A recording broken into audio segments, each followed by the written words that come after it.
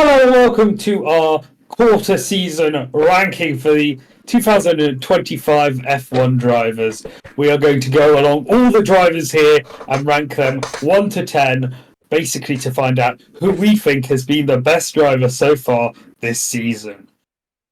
Are you ready? 1 to 6. I am. 7 to 12 here. Okay, it doesn't show the format. Little. You could do that at some point. This is from race 1 to race 6. So that is a lot of races. I can't remember them all. Australia, Japan, Saudi Arabia, Bahrain, Miami, other races, and we're gonna rank them all. We've really already been round the globe with F1 this season. Yeah, it's pretty mental. Pretty mental. So, are you ready, good sir? One sec. Or you do important stuff with graphics? It looks not great, but I'll fix it later. I just forgot about it Exactly. completely. All right. Exactly. Basically, we're doing the first 6 races. Just like you said, we've been all around the globe already, and yeah, let's get into it. I guess you can begin with any driver you want. Oh, any driver I want? I thought we were starting from the bottom. It's up to you. Completely up to you. Okay, I'm going to start with... I am going to start from the bottom. We're going to start with Bortoletto, who's come into this F1 team. He's done pretty okay, but when it comes down to the nitty-gritty, it does feel like he is sort of still the rookie to Hülkenberg. I know a lot of people were expecting him to sort of actually challenge Hülkenberg, do very well. Some people just thought that he'd be like out in the fire. I'm excited for this team, out not doing well at all. I'm excited for this team to actually be good next season, hopefully, when they've rebranded to Audi. But so far this season, it has been a little bit of a disappointment. Obviously, I'm not doing it off expectations, though. So I am going to probably just about give him a 3. I feel like I'm not going to be harsh this early side. Oh, wait. How... I can't see. One second. Is that on me? Or... No, that's me fumbling, sorry. Is that right? Right. One sec, let me... There you go. Okay, no. Okay, Oh, no. No, what have I done? Sorry. Wait, I've done something. Okay, this is it. Alright. Just I'll change this to black. And okay, now it's fixed. Apologies. You're incredible. It's taking a little longer than I wanted to. Alright, Gabriel Bortoletto, I'm gonna follow you, obviously. He's been pretty much where I expected him to be. Compared to Hülkenberg, is much closer already than Magnussen was, for example, which is very impressive. But yeah, he's the back-to-back F3 champion, coming into team with 0 expectations. Obviously, it's a car that's difficult to drive, but still, he's done a decent job. Nothing extraordinary or nothing too bad. Like, he's had some moments, bad moments, good moments, just pretty much what you expected from a rookie. I feel like it's a decent start to his F1 career, and with a better car, maybe he can show himself his skills a little bit more. I'm gonna give him a like 5.5 to begin with. May seem generous, but it's difficult to rank the car, to be fair. And he's had some good qualifyings and some alright performances in the race as well. And yeah, all in all right.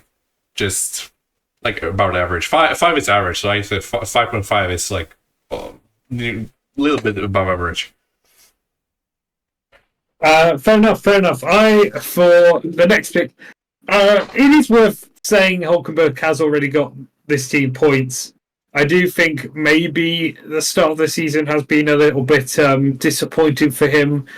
In terms of the fact that he just can't fight with this guy, he can't really do much with it. But then again, I've been aware of the kick Sauber this year, which if you watched all of last year, you'd know that I just sort of ignored their existence because they were so they literally had. I didn't ignore their existence. I just kept forgetting about them. So I am going to give him props for that. I am going to go for a 5 though. Maybe that's cruel given he's got points, but I don't know how I feel thus far, and I'm going to end up giving him a 5 for now. So yeah.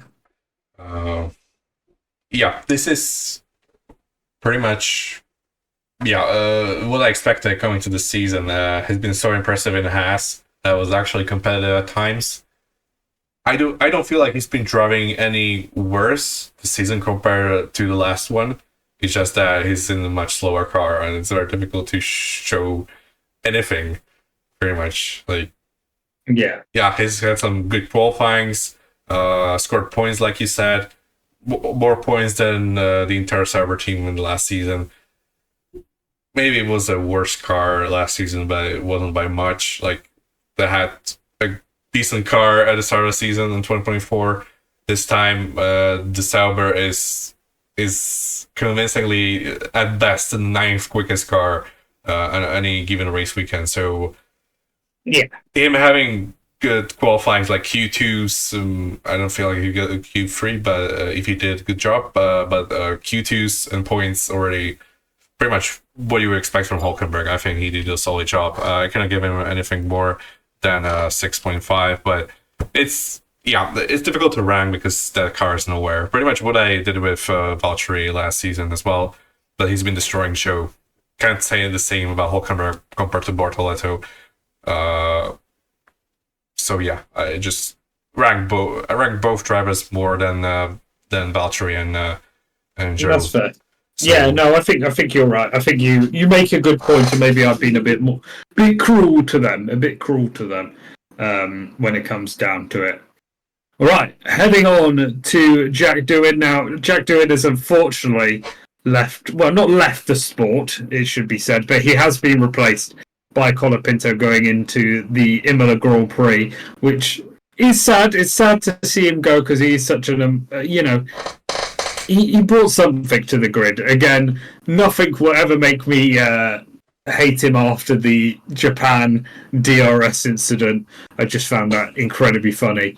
But unfortunately, I guess 0 points, losing his seat is gonna have to be a low score, and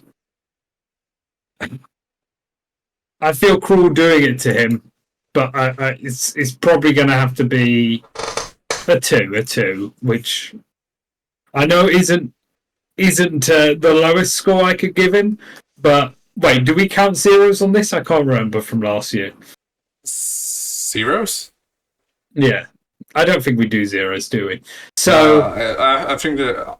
I mean, you can give someone 0, but they would essentially have to crash every single session. I should have given Perez a 0 last year then. No one's that good like Mazepin, I guess. No. I agree. Maybe the 2, honestly, I think is fair. I do think now it looks bad on Bortoleto, though. That's all I'm saying. I've screwed myself over there. But yeah, a 2 for Jack Doohan after this start to the year, and probably the start and end of his F1 career.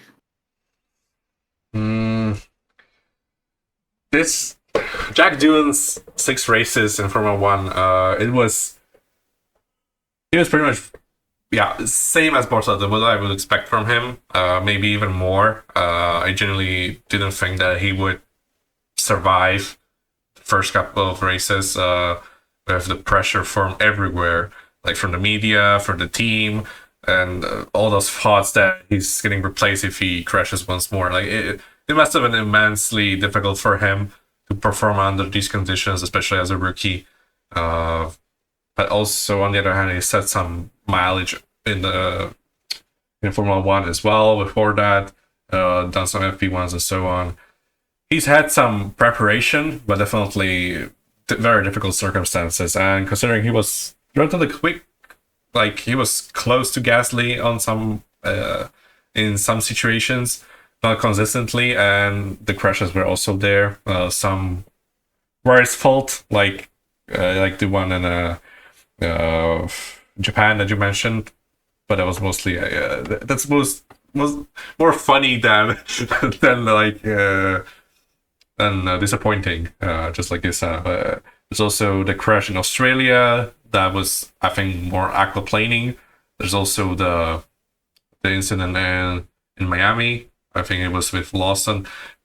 Honestly, that incident was weird. I think it was more of a racing incident, but these things happen to a rookie, and considering how much pressure he was under, I was okay with him. I don't think I was disappointed at all. I think it was all right. He did the best he could, and yeah, fortunately for him, it was not enough because Alpine is the teammate it is, and if it's gonna give you 6 races, then you better deliver. And he didn't, compared to Gasly, at least, who's also a very good driver. So it was just very difficult circumstances, and he was doomed to lose already.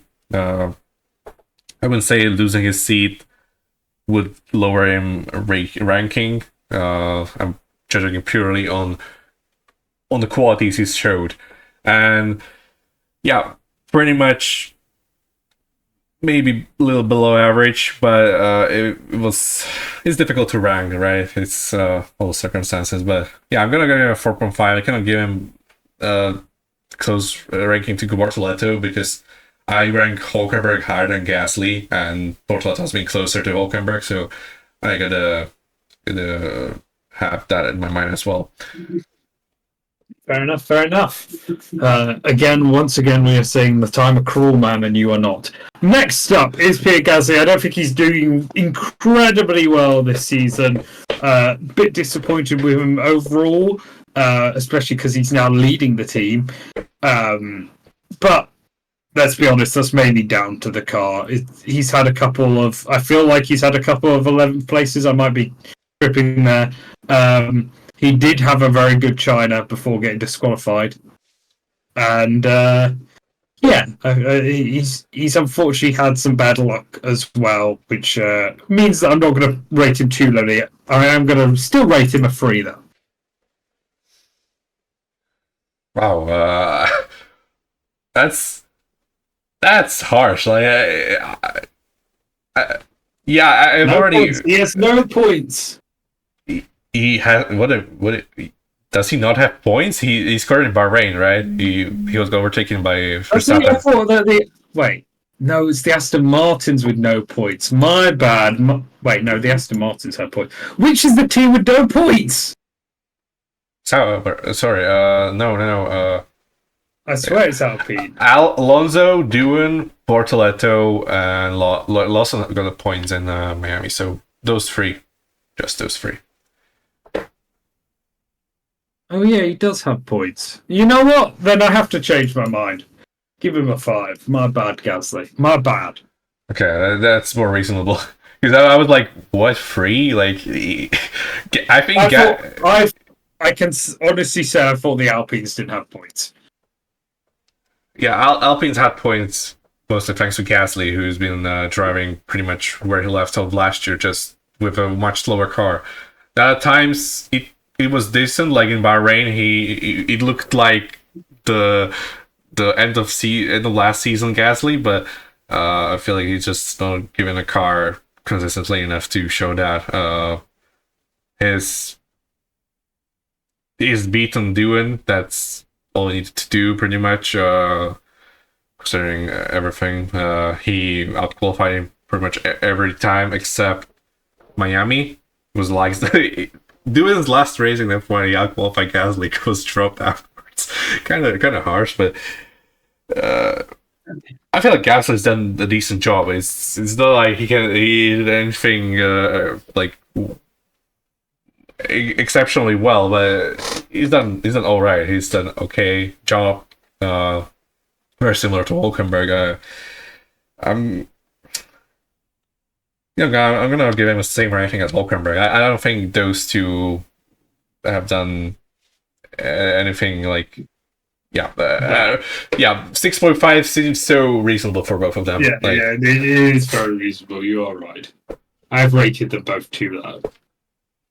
which is what I get for going off vibes. Anyway, on to Liam Lawson, who I'm going to rate a big fat 2 as well. Also got dumped out of his car, maybe a bit too early.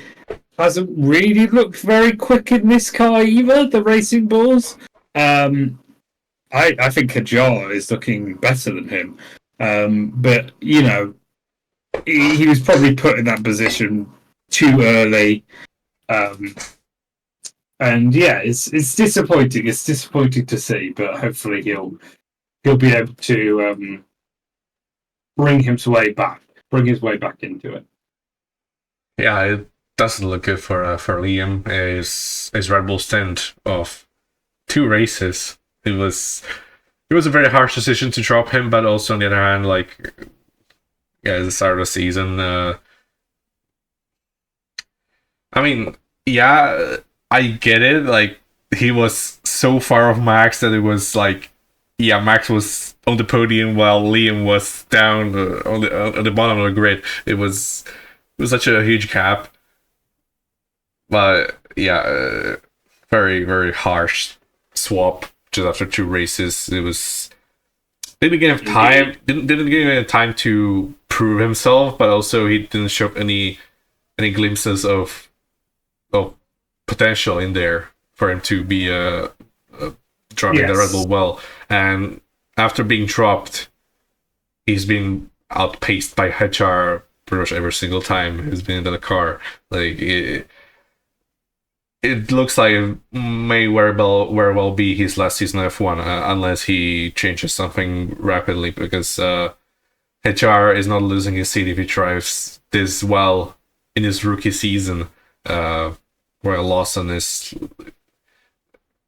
Yeah, Red Bull are cutthroat. Red Bull are cutthroat. Yep. It's difficult to remain on the grid, and it's even more difficult when you're in the Red Bull family. And if you're not performing, you're unfortunately out. And Lawson, I'm not saying he's gonna be replaced like midway through the season, but if he drops in performance, it could happen. It's Red Bull, we've seen before. Yeah, very disappointed with Liam. He hasn't showed any promise, and I don't think his career continues after this year. So yeah, 2, same as you. Can't get any higher. Lower, maybe if he would crash more, but he's not even crashing. He's just slow. It's maybe even worse at certain points, but yeah. So going on to Hajar, I think he's had a very good start. I think he's done well. I think he sort of is lacking in points. Is the one thing you'd say, but I don't think that's thoroughly all down to him, right? The Racing Bulls have tended to make incredibly poor racing decisions ever since their creation. But I think he looks good. I really do. I think he's come into F1, done really well, looking like he'll probably fit in that Racing Bulls for a while, and they'll never actually promote him because they're weird like that. Racist. So yeah, I'm going to give him a... Perhaps the fact he's European will mean that isn't the case. I'm going to give him a 7. I've been impressed by him. I have been impressed. That's a very high rating. That's the highest so far. For me, yeah, but I've been impressed. I know it might be look crazy, but I think whilst the Racing Bulls have been mildly quick, they are the team I would rate like a 1. So the fact that he is doing pretty solidly for that team, I think he's been pretty good in his first season as well. Yeah. I mean, I think you've expressed it perfectly. I'm also going for a very high rating of 8.5. Honestly, if it wasn't for Anthony's late surge into the top of the grid with that pole position in Miami and so on, I would say he's been the most impressive rookie. Like, he's already at the start of the season. Like, yeah, there was this crash in Australia before the racing started didn't look good. All the comments from Helmut Marko and so on. Not the greatest start to his F1 career, but he's bounced back superbly. Like he got Q3 in China. He's been on pace with Yuki. And after that, obviously Yuki got to Red Bull. Liam Lawson got back into the team, and Hajar has asserted himself as the number one driver at that team. He's been very, very quick, very impressive.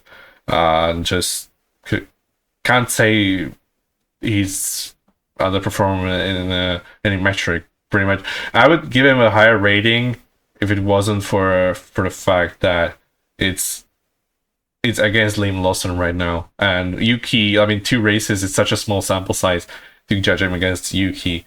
So I would love to give him a higher rating, but also I think 8.5 is already a very high rating, and he deserves it. Definitely very impressive.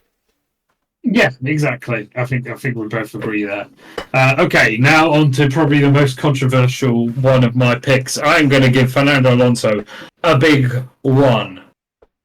It's Fernando Alonso. I get that the Aston Martin isn't very quick, but Lance Stroll is on 14 points and Alonso is on 0. You know how crazy that is. It's mental. It's a huge gap already. You know, and it just shouldn't be that way. I know there were jokes about Alonso being a rookie this season, but he isn't one. He is the longest-serving driver in F1. He is a fantastic racer. He should be doing better. So maybe I'm letting expectation leak in a bit here, but it's not strong with 14 points. How do you not have a single point yet? Yeah, the last argument really does its job on his ranking, because my ranking isn't much better, honestly. I'm giving it a 3, and that's mostly due to him being quicker than Stroll overall in this first 6 races, but that's about it. Like you could say that he's driven well at any given weekend. Whenever there was points on the table, like in Australia, there was a crash. In Miami, yeah, Liam Lawson was at fault mostly for that. But if he would race differently, he could have scored points definitely, because Stroll was behind him at that point, and he got like a P5 or whatever. Something like that, yeah. So every time like basically Lance Stroll scored points, Alonso could have as well, but he didn't. Whether it was fault of his own or a car not being reliable enough, like in China, it's a mix of very bad luck and just bad driving overall. Like I feel like he's not motivated at all to drive right now. Like he's got new in the team, and he's all of his entirety of his brain is focused on next year, pretty much. I think, just like for the rest of the team. I don't think he will change much this season. I think if the Aston Martin will be decent at some tracks, perhaps we could see Alonso pick up some points, but we could very well see Stroll outscore Alonso over the entire season, which would be pretty funny. Yeah. The weakest first 6 races of the season in his entire career, pretty much. Yeah, exactly. Just so we're clear, in retrospect, I should have got Lawson a 1, but I'm not changing any of my scores. So, Alonso fans, if you're annoyed at me for rating him under Lawson, you're right. I should have also gave Lawson a 1. Anyway, on to Lance Stroll, who, look, on the flip side, he's had a really good start to the season. He had 1 poor race. I can't remember where that was, where he did pretty abysmally, maybe 2 poor races. But overall, he's been pretty solid, if I'm honest. Like, there hasn't been really anything wrong. He qualifies pretty well. He's ended up in the points quite a lot. 14 points is nothing to sniff at. So yeah, I'm gonna have to give Lance Stroll a good rating. I can't believe this. I can't wait for this to drop for the rest of the season. Is it high enough to be that? It's difficult because he's been against Alonso, right? Yeah. I'm gonna do a 7. I'm also gonna do a 7 for Lance Stroll. Can't believe it. Can't believe it. Okay, here is a very difficult decision because yeah, it on paper it looks exceptionally good for Lance, like 14 points to Alonso 0, but in reality the data and all the stats, like Stroll has been the worst driver in every metric except points, pretty much, and yeah, whenever he's done well. He's still on Stroll. So in Japan, he's had his worst weekend in a while as well. After that, like following points finishes is just such a last Stroll thing to do, to be Oh, you're good right. in a run race and the next one absolutely abysmal. And that's pretty much the story of his first 6 races. Like, yeah, another decent weekend in Miami. I wouldn't be surprised if he's P20 in Imola at all. Yes, I agree. I agree. Maybe I should have gave him a 6 because that is the case, right? He can just come last in a race. But considering his last Stroll and his 14 points compared to Alonso 0, I still cannot give him a low rating at all. Like, No, it's mad. It is crazy. they were very low lows, but those highs I think were enough to get him above average. I'm gonna give him a 6. Sorry, not 66, 6. A little lower than Gasly and Hulkenberg. Yeah. This is the first time I'm giving a driver a lower rating than you, and it's yeah. I stand by it. No, I think you're right. I think you're right. He can just come last in a race. So yeah, difficult.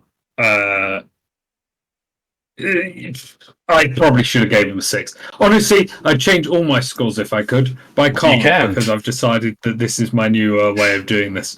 Ollie Behrman, I think Ollie Behrman's had a good start to his career. I think he had a terrible Australia, but I think ever since he's been pretty solid, pretty roundabout. I don't think anything's of note. I think the fact that he's actually up there with Ocon quite a lot. I know Ocon is still beating him in points quite firmly, 14-6. But I think he can race Ocon every now and again. And again, these are just races he hasn't done apart from one before in F2 or anything. So yeah, I'm going to give him a 6. I think that's fine. I think a 6 is a good place to be.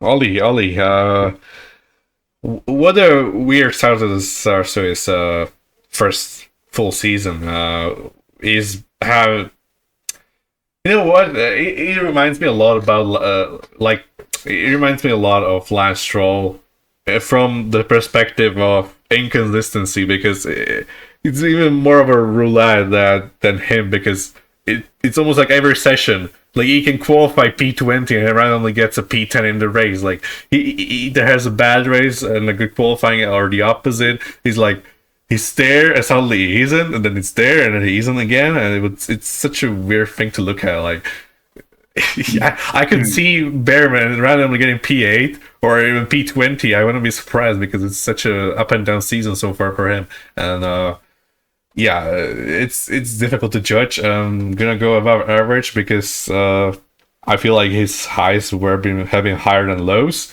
In the races, he's on average better than in qualifying, and I think races matter more than qualifying. So I'm gonna give him a 5.5 so far. Lower than last Stroll, same as Bortoletto. I think that's the ranking I'm going to go with. Fair enough. Esteban Ocon, again, another driver I think he's done just solidly. I don't think that there's I think he's done above average. That has looked like it was going to be the slowest car for a bit. It isn't. But it isn't as quick as last season either. And I'm glad Ocon's found a place where he's a bit more happy by the looks of things than he was before. I'm going to go for a 6 for him as well. Mm-hmm. Also, I thought you would give him a higher rating than that. I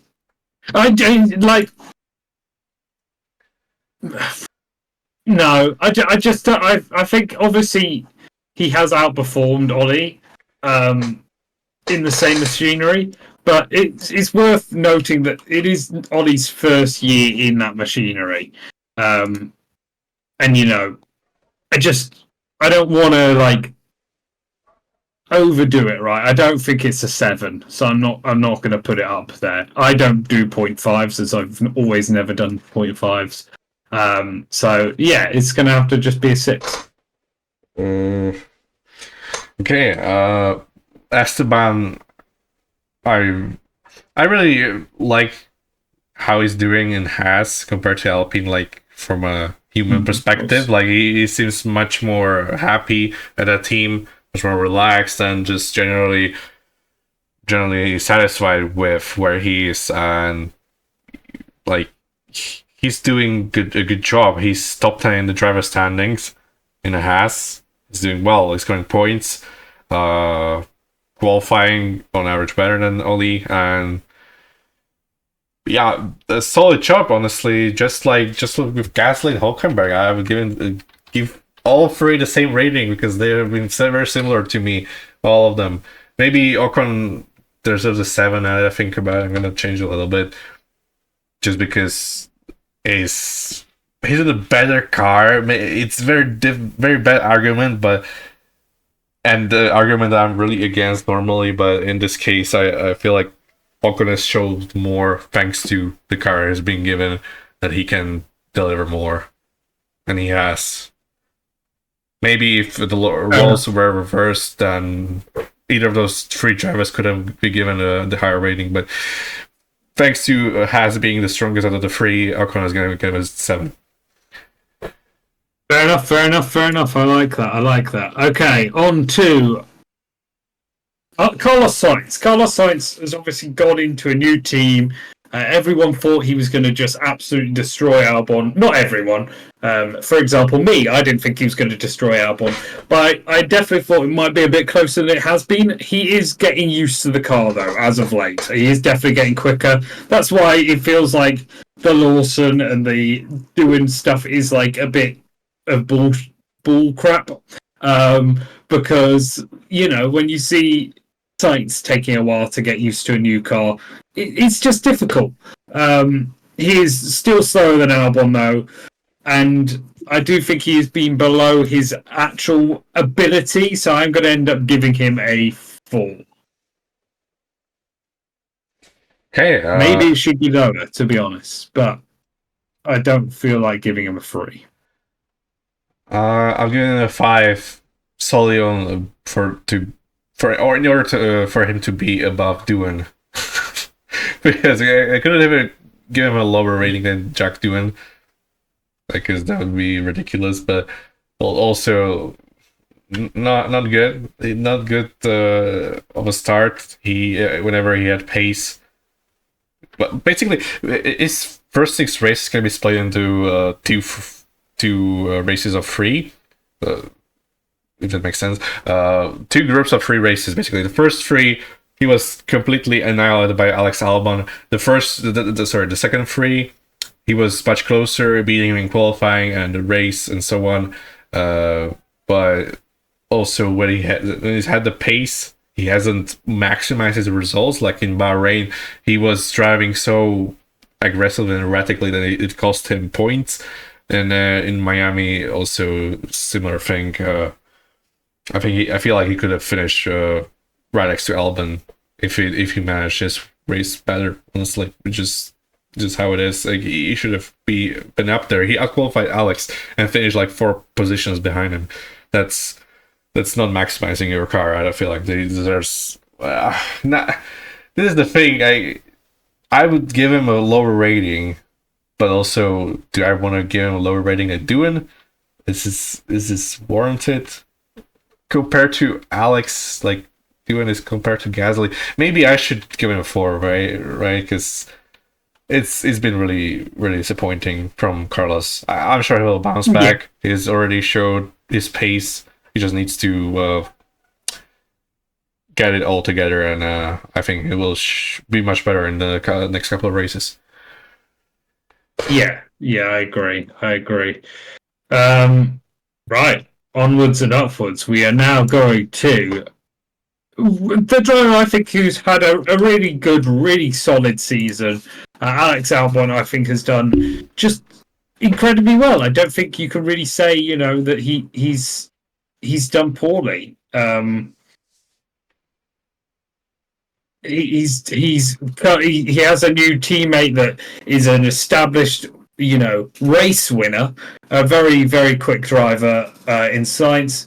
They look to be a really strong pairing for the future, and he is just, wiped the floor with him. Not wiped the floor with him too badly, but he is just being consistent. He is getting points for this team, and I think we're really seeing that Alex Albon has the potential to be a very good driver, which we always knew. But he obviously had that poor stint at Red Bull, and then he's just been stuck in the Williams, which are always slow cars. And finally, this season they've gave him a car he can actually race with, and therefore I'm going to give him an 8. Okay, Alex Albon. I was not familiar. I was not familiar. Like, wow. I'm not saying I thought of Alex Albon as a bad driver. By no means, that was not true. But he has exceeded my expectations by so much that it's actually like, it's crazy. A 9.5. I cannot go any lower. He's on the perfect 10 because there have been moments that Sainz have been the stronger driver at points. But other than that, Alex, wow, that was such a exceptional start of the season. He's been given a good car, much better than last year, and he's showing that he can fight with one of the best. Like, Sainz has been winning races last season, and at times was convincingly quicker than Charles Leclerc, who's widely considered as a future world champion still. Alex, I mean, wow, that was completely... Not that it proved me wrong in that sense, but I wasn't expected him to be that good, like he was. Like, yeah, wow. I'm proven right. I can say that. I can say that proudly. I'm willing to admit I was proven wrong by Alex, and yeah, good job. Yeah, fair enough. Fair enough. Lewis Hamilton, we're going back down now. I think it's been a poor season for Ferrari overall. Hamilton obviously had that race win. That was a sprint race win. And obviously got pole position in that race. I think that's where we saw him at his true power. But overall, it's been a disappointing season, first half of the season overall. He's going to get a 5 still just purely for that win. That win does boost him up 1 point, I would say. I would give him a 4 otherwise. Yeah, Lewis didn't have the greatest start of the season. Yeah, I think this is... A lot of this depends on Ferrari, and they have... Yes, exactly. Not only they have built such a bad car compared to last year, they have also operationally they've been awful. Like, those radio messages, those strategy calls, like, it's been also messy, and it's also Ferrari-esque as last year. Like, they really seemed like the team that could challenge McLaren. Now they look like the past Ferrari, which was like laughing stock of Formula One. And honestly, it's very disappointing because I expected them to do well this season, and this is just not good. And Lewis, unfortunately, a victim of that. Not that I think he would beat Charles. I always thought that Charles would beat him over the season, and so far in the first 6 races, he's been the better driver. But Lewis hasn't done anything apart from that sprint in China that would warrant him a good high score. I'm thinking of honestly, I can go as low as Sainz, but also can't go any higher. So I'm gonna go at 4.5, lower than yours. I've been disappointed more in Ferrari than in Lewis, but yeah, that's fair. Considering all that happened, yeah, he could have done better, but he lacks the motivation because the car is not good, and he thought that he would go to Ferrari and start winning races and so on, and all just fell apart for him. And I feel like he's not managing it well in his head right now. I think we both agree we probably put Ferrari as a 1. Am I right there? Yeah, no doubt, no doubt. You know, they have been pretty gosh damn awful all season, and I don't know how to feel about Ferrari overall. It's been a terrible start to the year. To be a new Ferrari fan for the Lewis Hamilton era, shall we say? But yeah, so I would put Ferrari as a 1. So it's difficult. It's difficult. I'm going to put for Charles Leclerc though a 6. Again, hasn't actually won any races. He has proven to be better than Hamilton overall, though I would say. So that's why I don't really want to drop him any further than that. Yeah, this is disappointing for Ferrari overall.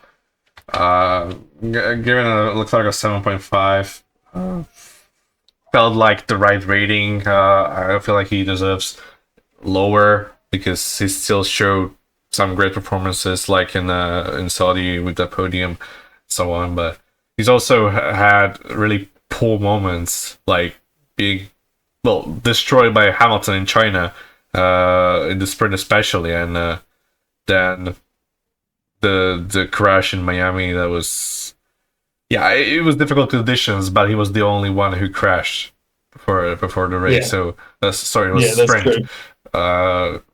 So that is very true, and you know what? I did give him a lot of. I said we should have put him as the worst driver that race, but yeah, you know, and I gave Behrman a lot of rubbish at that time as well. So before that was in Australia, so a bit different. But yeah, you bring up a good point there.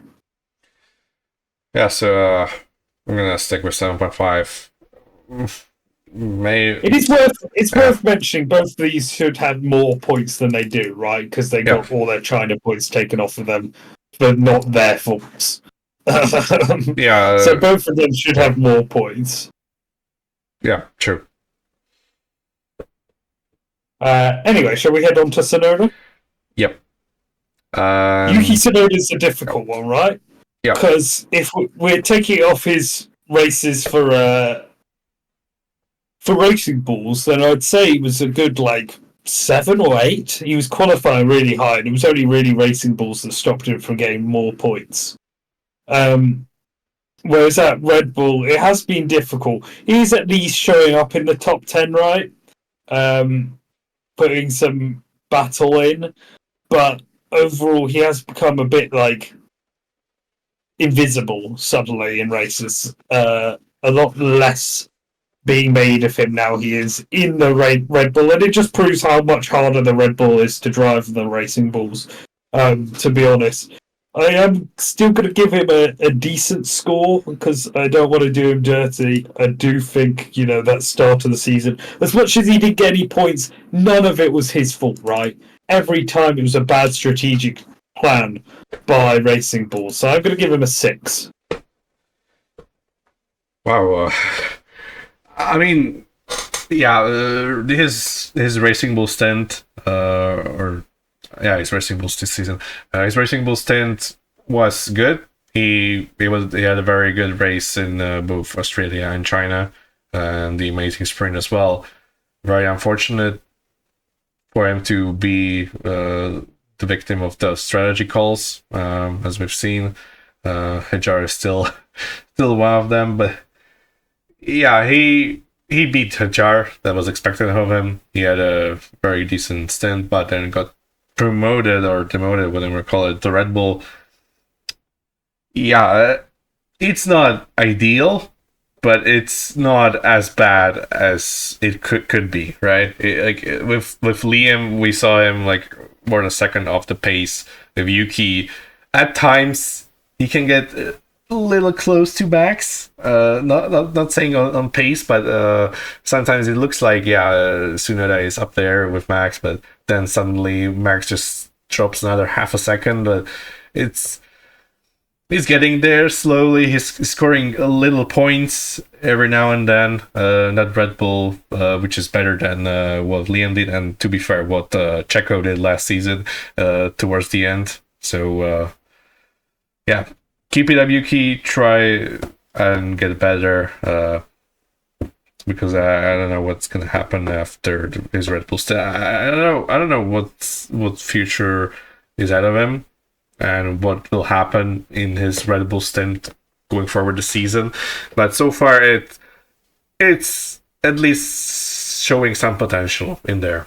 I'm gonna give him a 5. I don't feel like he's been alright his first 2 races, but I don't feel like this Red Bull stint deserves him to be above average, because because the next 5 drivers are definitely gonna be above 5, and I cannot have like so many drivers above 5. Okay, on to the next 5 drivers. Verstappen's a difficult one, right? Because of course it's Max Verstappen. He is still in the championship hunt somehow, despite the Red Bulls obviously being quite a slow car. But then he's not that far off George Russell. He has had some poor races. And it's Max Verstappen. You know, you're expecting the very best from him because he's proved so far in his time in F1 to be one of the very best of all time. So it's a difficult one. I am going to give him a... Oh, I don't want to be too cruel, though. It's difficult. I'm going to tentatively give him an 8, right? And that's purely, again, because he's Max Verstappen. It's difficult to, like, you know, he's always giving a 10. So when he's not, it's like a drop off. Yeah, when it's not perfect, it's not a 10. And unfortunately, it's not a 10 for me. It's 9. It's like, don't get me wrong, he's still the best driver in F1. Like, I wouldn't bet on any driver against him right now. It's still Max Verstappen's show, but when the things don't go exactly his way, it tends to be tense and it's just generally not ideal. And in certain moments this season, he's done not exactly like those huge errors, but some little mistakes that maybe have cost him points.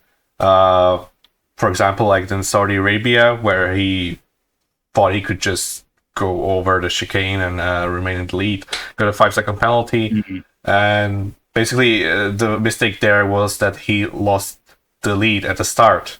That was a bad start, and that was something that we don't normally see from Max. And he looks more human this season, I would say. Yes, but it's still Max, and it's still a beast. And I have no doubts that if Red Bull gives him a car, he's one of the favorites for the championship this season.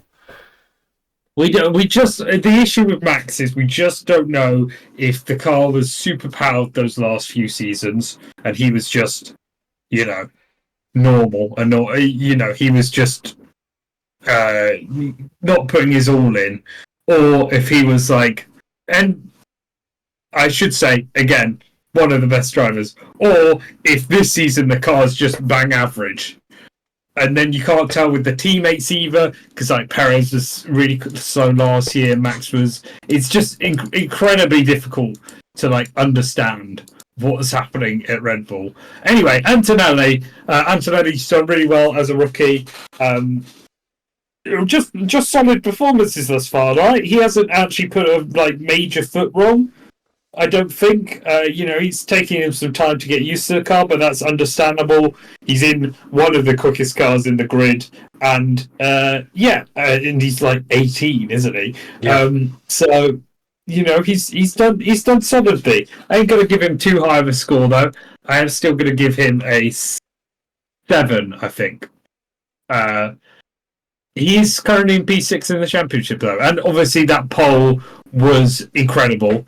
And I'm excited to see him in this European part of the season. I put 7 now because I reckon over the course of the season he might be able to bump it up to an 8 and a 9. And I don't want to just give him a 8 and a 9 straight off the bat. I don't think it's been the most. He's obviously still slower than Russell, but you'd expect that. It's just if he was quicker than Russell, obviously he'd be a 10. Yeah, my ranking will be very similarly reasoned as yours. He still has a lot of room for improvement, but also he's been impressed a lot already in his first 6 races. I mean, already his debut in Australia in the wet conditions, all the way to P4. Some very clean races that he didn't really do much wrong. He's finishing the points every time. And then recently he's been doing very well in qualifying as well. I think he's slowly getting there, but it's going to take a long time. He's still very young. And we're still talking about his first 6 races in F1. He's got time. He's gonna develop, and I'm sure he'll be one of the best drivers on the grid very soon. Right now, I'm gonna give him a 7 as well. And it is purely on the Mercedes potential, because we've seen Russell doing just a superb job so far, and you cannot give him a rating close to Russell considering the gap that was between them. It wasn't astronomically big, but it's still sizable, the gap between them. So you have to keep that in mind as well. Yeah, of course. Right, on to Russell. I think Russell's been really good this season. I don't think he's put a foot wrong. He's been there to mop up points. He's really solid. I think we're really seeing Russell come into his all. It is now his team. So yeah, I'm going to go with a 9. I can't lie.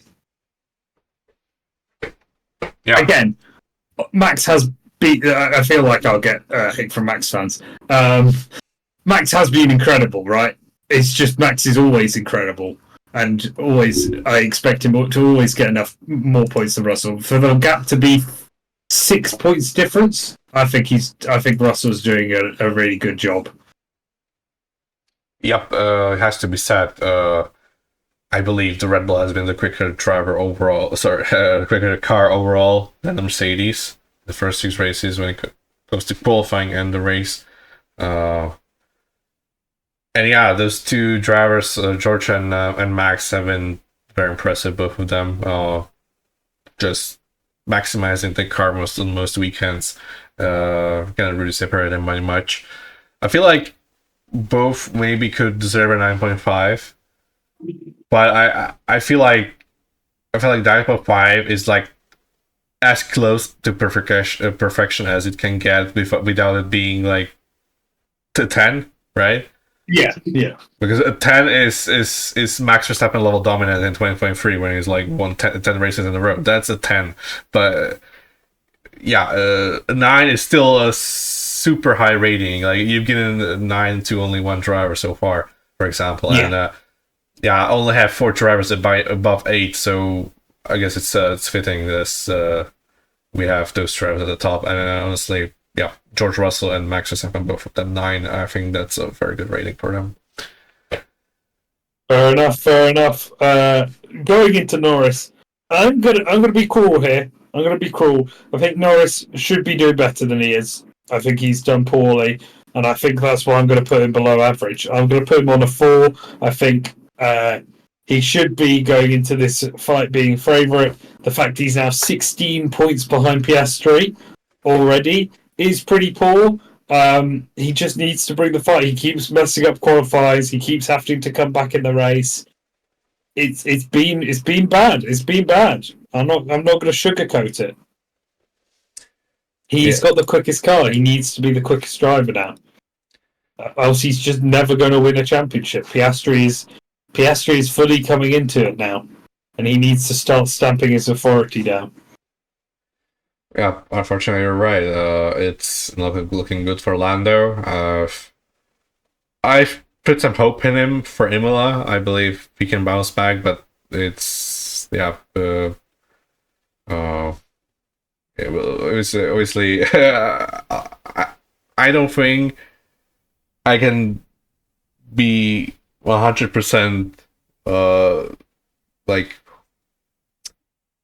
100% believe that Lando will bounce back, because I just don't think that's a given. I feel like, yeah, he can. It's very likely that he can, but it's also it's not 100% right. It's what I'm saying that I think Lando has a potential to bounce back. I just feel like there's a chance that that it won't happen, and that's what's concerning, because like throughout last season, like when it was the time to perform, often it was just outraced by Max and so on, and this season he's been getting competition from his teammate as well.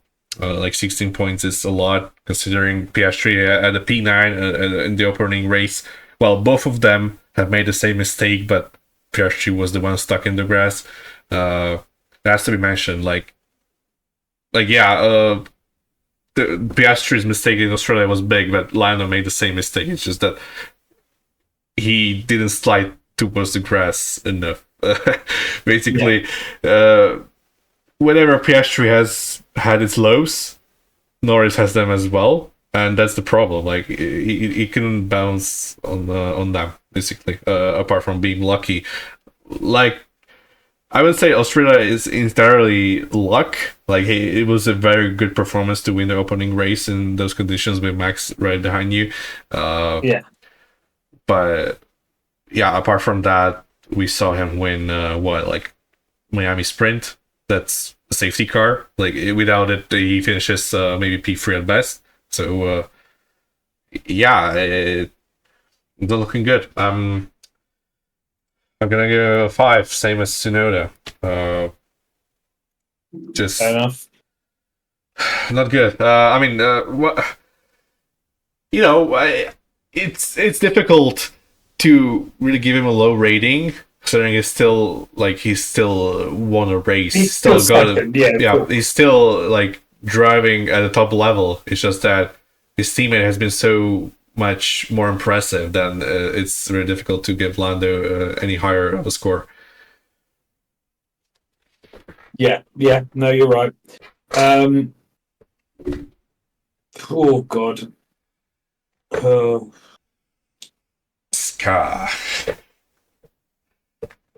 Okay, Piastri.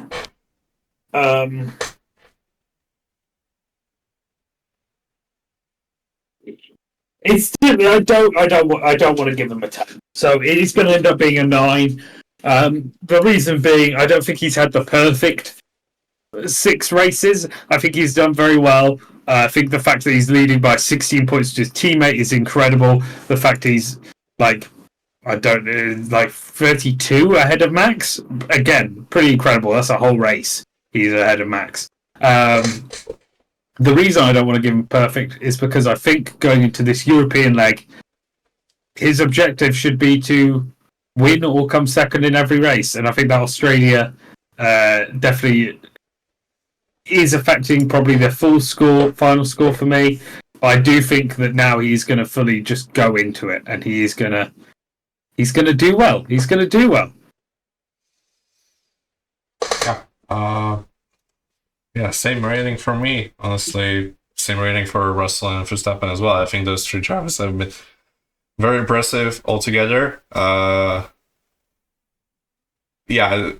of them just not perfect enough for a 9.5. Just like Alex, unlike Alex, like who's been like I cannot think of a bad performance by him. Yeah, Like yeah, you're right.